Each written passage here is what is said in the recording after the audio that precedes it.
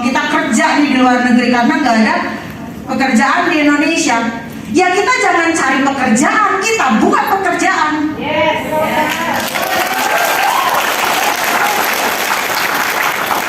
Saya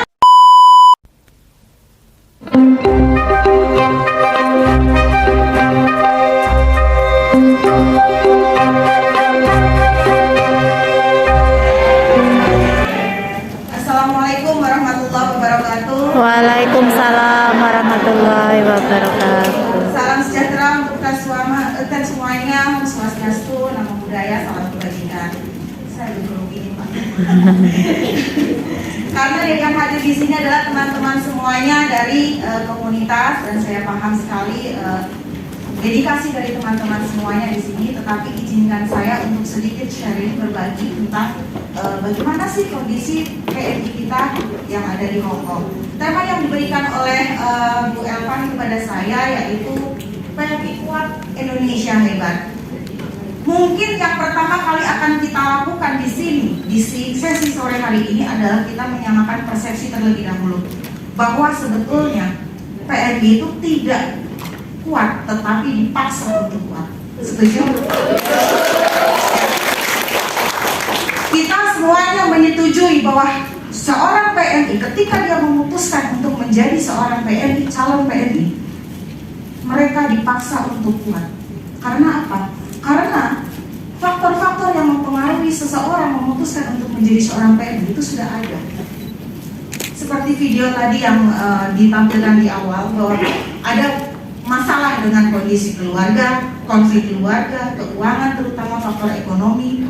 Kemudian juga banyak sekali kita jumpai di daerah tidak tersedia lapangan pekerjaan yang memadai untuk kita semuanya. Pengangguran di mana-mana ini adalah salah satu dampak. Dan dampak-dampak ini, kesenjangan sosial, kemiskinan ini yang membuat kita semuanya terpaksa untuk menjadi seorang PMI. Karena itu adalah satu-satunya alternatif yang kita lakukan, yang bisa kita lakukan untuk diri kita pribadi dan juga keluarga kita. Setuju ya teman-teman? Ya, ini termasuk sebagai dampak atau alasan ya, faktor atau alasan seseorang memutuskan untuk menjadi seorang PMI, yang kemudian alasan ini akan menjadi faktor internal dari persoalan-persoalan yang dihadapi oleh PMI selanjutnya. Ini adalah faktor internal, faktor yang berasal dari diri kita sendiri. Kemudian ada juga faktor eksternal. Faktor eksternal ini yang dimunculkan oleh orang dari pihak luar. Dalam hal ini adalah dari PPTKI atau PJTKI. Apa itu faktornya?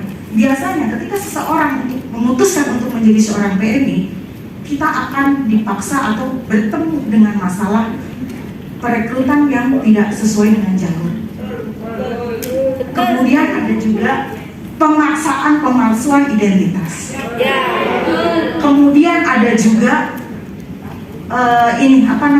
selain pemaksaan ada perjanjian hutang, pemaksaan perjanjian hutang. Betul ya teman-teman ya? Saya rasa semua teman-teman pasti mengalami. Dan masalah eksternal ini yang kemudian akan terbawa ketika kita sudah bekerja di tidak hanya di Hong Kong saja, di semua negara penempatan. Kita bicara di Hong Kong konteksnya karena di Hong Kong lebih luas ya. Kita di sini mengenal ada namanya untuk masalah pemalsuan identitas ini, kita nanti akan terjerat dengan kasus pemalsuan data dan sebagainya. Nah, inilah faktor-faktor ini yang kemudian memaksa kita yang awalnya tidak kuat harus menjadi kuat. Masalah selanjutnya akan muncul, yaitu ketika kita sudah sampai di tempat bekerja kita, bertemu dengan majikan kita harus beradaptasi. Kita harus bisa menyesuaikan diri dengan lingkungan majikan, dengan adat budayanya, dengan sifat dan perilaku. Dan saya rasa ini yang membuat teman-teman kita yang tidak memiliki kekuatan mental secara baik akan semakin down. Dibentak sedikit langsung ya. Ada yang mengeluh mau beri kontrak dan sebagainya. Nah, inilah faktor-faktor yang sebetulnya dari awal sudah ada, ditambah dengan begitu banyak faktor dari luar, kemudian ditambah lagi dengan faktor yang terjadi di lingkungan pekerjaan yang memaksa kita untuk fighting, untuk kuat. Tetapi masalahnya kemudian adalah bahwa teman-teman kita tidak semuanya sekuat kita. Saya katakan kita yang ada di sini adalah teman-teman PMI yang kuat. Tepuk tangan untuk kita semua. Tetapi dalam tanda kutip di luar sana masih banyak sekali teman-teman kita yang tidak sekuat kita. Dan ini adalah tugas kita bersama. Teman-teman di sini adalah semuanya leader dari komunitasnya masing-masing. Dan kita memiliki tugas yang sangat besar sekali untuk merangkul atau mengajak atau membersamai semua teman-teman yang ada di luar yang tidak sekuat kita. Setuju ya teman-teman ya? Ya.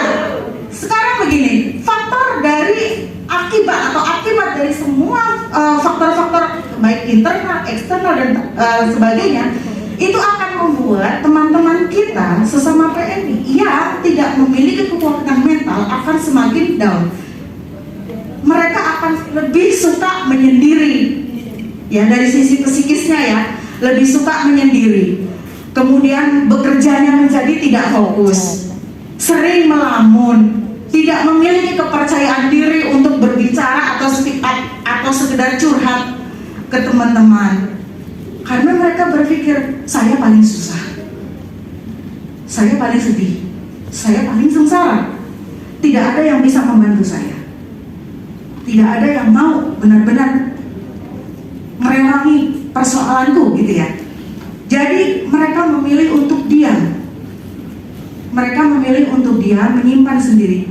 Kita mengenal istilah diam itu adalah emas.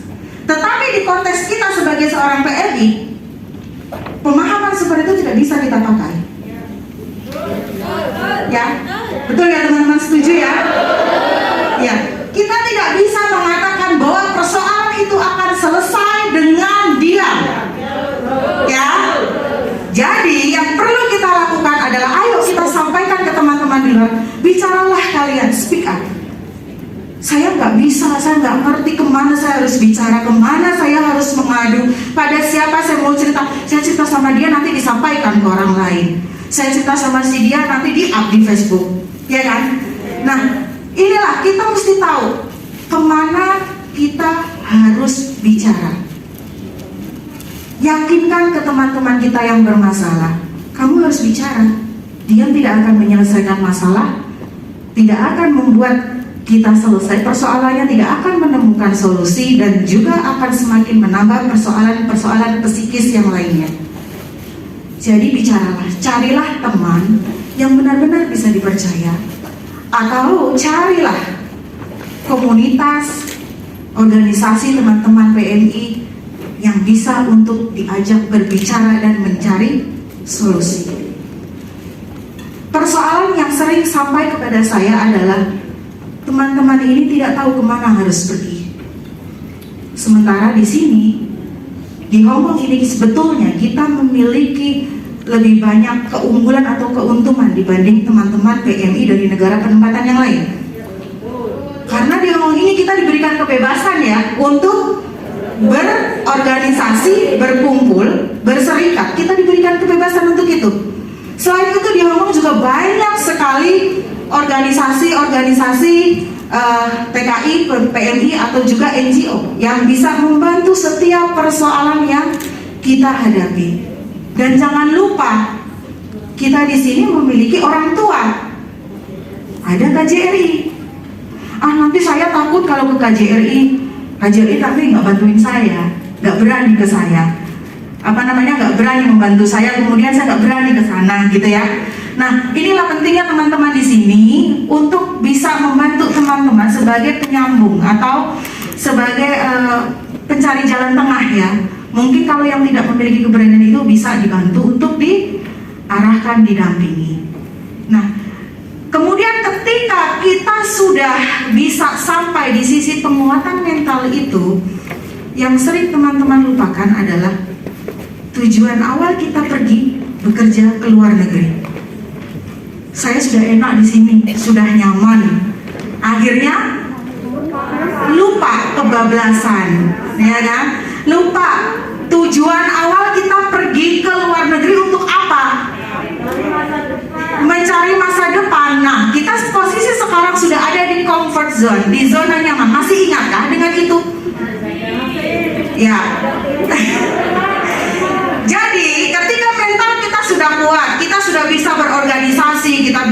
sudah bisa berinteraksi dengan banyak orang, kita harus kembalikan ke diri kita sendiri. Ingat tujuan, buat roadmap, ya, buat estimasi. Oh, saya harus pulang tahun ini. Oh, saya harus pulang tunggu setelah selesaikan target saya. Target saya apa? Nah, ini target setiap orang itu tidak sama.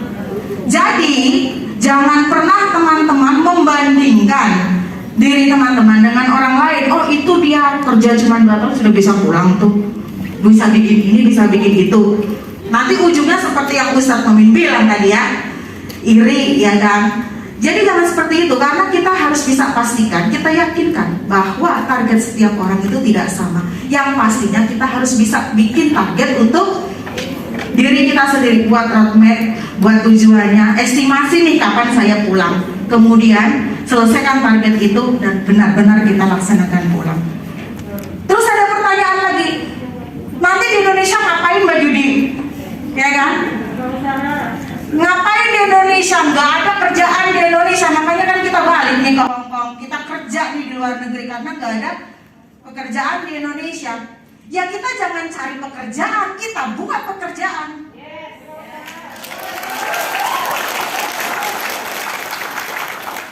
Saya katakan Indonesia, mohon maaf nih Pak Menjen ya, Indonesia ini memang tidak sebaik Hongkong karena di Indonesia mengenal yang namanya diskriminasi pekerjaan. Mohon maaf Pak, kita mengenal diskriminasi pekerjaan. Contoh, di lowongan pekerjaan dibutuhkan wanita single. Nah, single aja yang repot ya, yang nggak single bagaimana? Bener ya? Ada lagi penampilan menarik, nah kayak saya bagaimana? Bener nggak? Ada lagi usia maksimal 28 tahun. Nah, saya overload dong, ya kan? Ini saya katakan Indonesia memang tidak seperti Hongkong karena Hongkong tidak mengenal diskriminasi seperti itu ya. Tetapi mau bagaimanapun itu rumah kita, ya kan? Kita udah nggak masuk nih kategori kalau kita sekedar cari pekerjaan. Jadi yang harus kita lakukan adalah menciptakan pekerjaan. Caranya bagaimana Pak Juni? Orang di Indonesia kan mikirnya wah TKW bisa apa gitu kan? Ya, TKW bisa apa? Yang dilihat itu yang pada TikTok aja, yang pada goyang-goyang gitu ya. Ya, makanya inilah tujuan kita. Inilah yang harus kita sampaikan ke dunia luar, terutama ke masyarakat kita sendiri. Justru sebetulnya yang harus kita sampaikan ke masyarakat kita sendiri bahwa kita juga bisa menjadi seorang PNI yang memiliki sumber daya manusia yang berkualitas, yang kredibel. Kita pulang ke Indonesia, wah si A bisa pulang ke Indonesia ya, ternyata dia di luar negeri sekarang jadi beda ya, lebih pede, lebih bisa begini begitu ya. Itu salah satu syarat ya untuk kita bisa kembali ke Indonesia menjadi pribadi yang berbeda. Kita berangkat sebagai orang yang dipaksa kuat, kita kembali harus benar-benar menjadi orang yang kuat. Caranya bagaimana? Saya kembali lagi sampaikan, kita PMI Hongkong benar-benar memiliki keberuntungan yang luar biasa. Di sini kita diberikan kebebasan untuk untuk belajar banyak hal dan semuanya gratis. Teman-teman bisa untuk meningkatkan kreativitas, ya, inovasi, kemudian SDM-nya bisa ditingkatkan, kualitas dirinya ditingkatkan sesuai dengan passion teman-teman sendiri. Di sini saya lihat ada beberapa komunitas ya dari kelompok belajar binaan mandiri sahabatku. Bisa tunjuk tangan? Ya. Itulah. Teman-teman bisa belajar di sana gratis. Apa aja sih yang pelajari di sana? Itu banyak sekali, dari mulai peningkatan skill. Teman-teman bisa belajar make up, bisa belajar menjahit, bisa belajar keterampilan, semuanya bisa. Dan semua itu gratis. Yang akan kalau kita sesuaikan dengan passion kita, mohon diingat, ketika kita belajar sesuatu, pastikan itu adalah sesuai dengan passion kita. Passion itu apa sih? Minat ya. Minat kita. Kalau kita belajar apapun tanpa minat, tanpa diiringi dengan minat, saya rasa tidak akan berhasil. Tetapi kalau teman-teman belajar sesuatu cukup satu saja, tetapi itu adalah minat kita, passion kita, tekuni, saya yakin insya Allah teman-teman bisa akan sukses. Ketika kita bisa meningkatkan skill kita, belajar di kelompok belajar atau dimanapun teman-teman merasa nyaman, biasanya kan faktor pertemanan nih. Aku mau belajar di sana tuh ada temanku di sana, ya nggak apa-apa. Yang penting itu adalah sesuatu kegiatan yang positif, yang bisa membantu kita upgrade diri. Jadi ketika kita pulang bisa berdiri, berjalan dengan gagah berani ya, siap untuk bertarung. Dan jangan pernah teman-teman lupakan bahwa networking atau jejaring sosial itu sangat penting sekali. Jadi jangan terlalu fokus belajar hanya khusus di Hong Kong saja. Tetapi ingat, kita juga memiliki rumah, memiliki keluarga yang akan kita pembersamai bersama-sama, yang menjadi alasan kita untuk pulang. Jadi kita harus bisa juga meningkatkan networking atau jejaring sosial, jaringan komunikasi yang baik dengan lingkungan kita. Mencoba untuk mulai dari sekarang, saya dari Cilacap, saya coba untuk lebih dekat dengan orang-orang di Cilacap. Saya cari, oh ada begitu banyak pengusaha, ada begitu banyak lapangan usaha yang bisa kita masuki ya. Ya itulah sebagai persiapan, karena gini teman-teman, membuat usaha itu mudah. Yang sulit adalah mempertahankannya. Ya. Jadi kalau kita bicara PMI yang kuat, yaitu kuat secara akhlak, tadi sudah disampaikan oleh Ustadz Muhammad. Kemudian kuat secara mental, kuat secara finansial, betul. Dan yang terakhir kuat secara budi pekerti. Saya Judi, terima kasih. Wassalamualaikum warahmatullahi wabarakatuh.